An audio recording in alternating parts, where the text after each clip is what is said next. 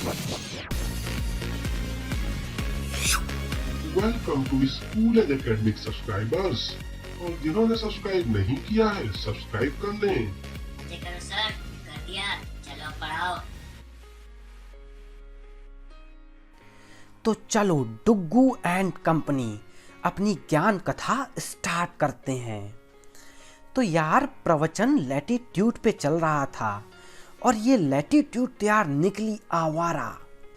तो उस प्रवचन में हमने जाना कि latitude is not enough to locate any point on the earth surface, और इसके लिए अपन को एक टाइप की और रेफरेंस लाइंस की यानी कि लॉन्गिट्यूड की ज़रूरत पड़ती है। तो लॉन्गिट्यूड क्या है अब ये देखते हैं।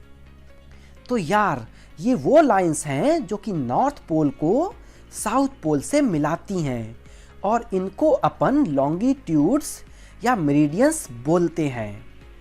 वैसे यार आप सब लोगों ने बचपन में प्लास्टिक वाली ये बॉल तो देखी ही होगी। तो लॉन्गिट्यूड्स बिल्कुल इस तरह की दिखने वाली इमेजिनरी लाइंस होती हैं और इनको भी लैटिट्यूड की ही तरह डिग्री में ही मेज़र किया जाता है। मगर एक खास बात ये है जो कि इनको लैटिट्यूड से अलग करती है कि ये लैटिट्यूड की तरह ना तो पैरेलल हैं और ना ही अनइक्वल। तो अगर सीधा सीधा बोलें तो सारी मेरिडियंस ऑफ लैटिट्यूड इक्वल होती हैं। तो यार ये सब तो दिखने में बिल्कुल एक जैसी होती हैं। ओहो, अब यार क्या करें। लैटिट्यूड में तो जो यार सबसे बड़ी थी उसको हमने 0 डिग्री लैटिट्यूड मान लिया था। अब यहाँ क्या करें, कौन बनेगी नंबर 1 और कौन जीतेगी ताज।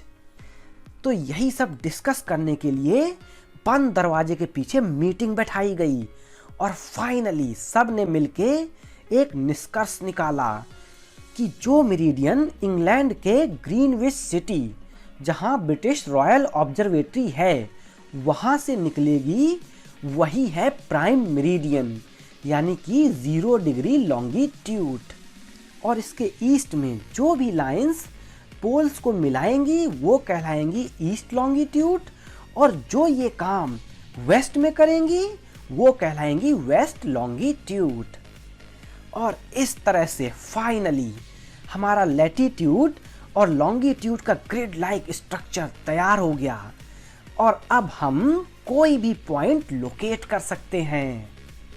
वैसे यार तुम्हारे दिमाग में एक क्वेश्चन और आ रहा होगा कि ये 10 degree north latitude, 20 degree north, 20 degree west, 10 degree east, ये यार सब कैसे मेजर करा जाता है, और इसके अलावा पोल्स की लोकेशन हमेशा 90 डिग्री नॉर्थ या 90 डिग्री साउथ ही क्यों है। तो चलो यार इसके बारे में भी जान लो। तो ये है अपनी इक्वेटर 0 डिग्री लैटिट्यूड। अब हम इक्वेटर पे एक पॉइंट लेते हैं ए और इसको अर्थ के सेंटर ओ से ज्वाइन कर लेते हैं। अब अगर इक्वेटर से नॉर्थ पोल की तरफ चलते हैं तो मान लो कि ये पॉइंट है बी, इसको भी सेंटर से ज्वाइन कर लेते हैं। अब ओ ए और ओ बी के बीच का एंगल निकालते हैं और यार मान लो कि ये एंगल आया 20 डिग्री।